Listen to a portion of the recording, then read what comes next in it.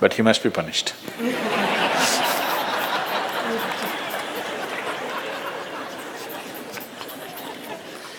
Either by you or somebody, he must be punished.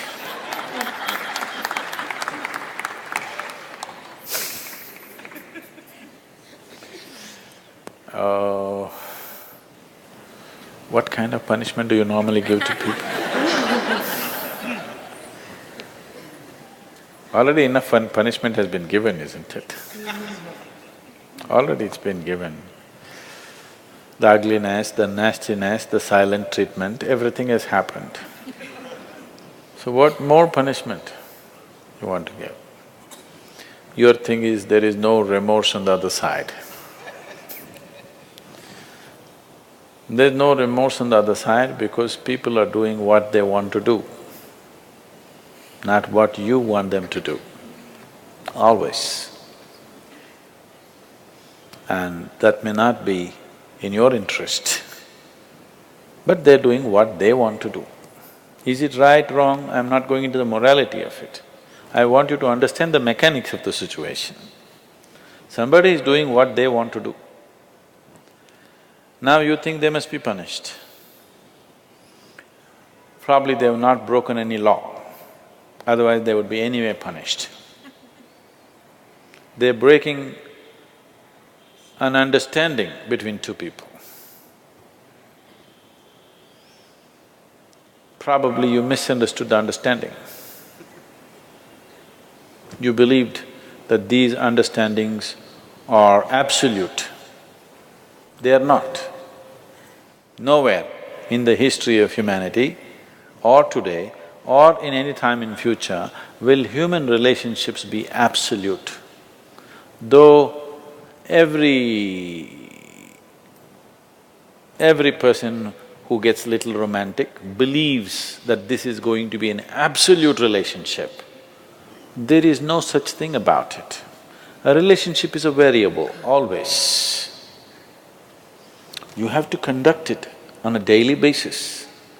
One day if you don't conduct it properly, it may go somewhere. Yes or no? No, please look at it as it is. You have to conduct it right. So, no, I'm doing my best. Obviously somebody feels your best is not good enough for them. No, I want you to come to terms with this. This is not about… I'm not saying what they're doing is right or wrong, that's not for me to say. All I'm saying is, this is how human beings are functioning for ages and still are. I'm saying, first of all, you need to understand, relationships will never ever be absolute. There will be variables that it's juggling that you have to do. If you're juggling with fireballs, sometimes it'll spill out. Takes lot of skill and attention. Yes or no? You married, many of you. Doesn't it take a lot of skill and attention? Yes. If you don't pay any attention, you don't know what the hell is happening. It takes a lot of attention, isn't it? Someone just called me from some country in Europe and, "Sadhguru, I'm just doing housework, come and save me." Take me away to your ashram, I'm just doing housework. She's washing dishes and stuff. Well, very affluent, but has 4 children. So all the time there is something to do endlessly. And today the maid did not turn up, so you have to wash the dishes. 4 children are there, you got to wash the dishes, you got to wash everything. So I'm saying, you need to understand this. A relationship is a variable reality. It is not an absolute reality. If you want to have an absolute relationship, you must hold relationships with the dead. That's the reason why a lot of people choose God, because it's an absolute. You can handle it whichever way you want. If you didn't think of him for 10 days, and on the 11th day if you think of him, he's still there. You do that to your husband or wife or somebody, then something else will happen. You went away, got busy, forgot about God for 3 years. Again you can think, still there. So if you want to have an absolute relationship, you must… you should not choose human beings. Human relationships are variables, needs lot of attention.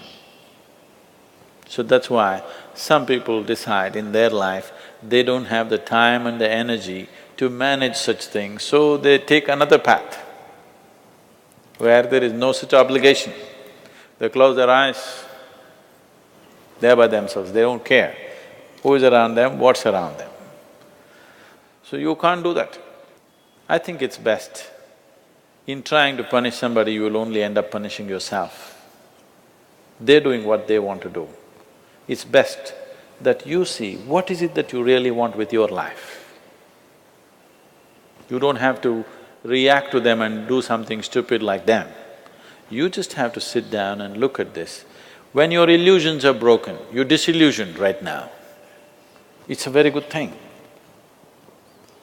If your illusions are broken, that means life is bringing you closer to reality, isn't it? So this is an opportunity for you to sit down and see, what is the nature of my life? Why is it? See, this piece of life is a complete piece of life, isn't it so? Is it half a life? Are you a half a life or a full life? Full life.